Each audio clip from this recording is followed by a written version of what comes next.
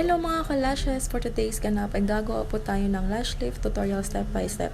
So unang ko pong ginawa ay nilagyan ko po siya ng hydrogel patch po sa kaniyang lower lashes. And then pagkatapos nun ay kuha po tayo ng leaf pads ayon po sa kaniyang size ng kaniyang mata. So yung size po na fit po sa kanya is medium 1.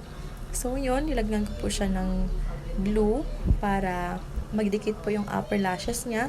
And then, pagkatapos nyon, magdikit na, lalagyan nyo po ng number 1 perm para ibabad po siya ng 30 minutes. And pagkatapos ng ibabad, pagkatapos nyo lagyan ng perm pala, lagyan nyo po ng cling wrap, pagkatapos ibabad nyo siya for 30 minutes. At pagkatapos nun, lagyan po ng number 2 fiction.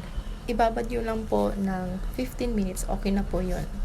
So, pagkatapos ng ibabad ng fiction, ang ginamit ko po ay nutrition number 3. Yan na po yung ginamit ko para matanggal na yung leaf pads na ni client. And then, nililisan ko po yung mata niya.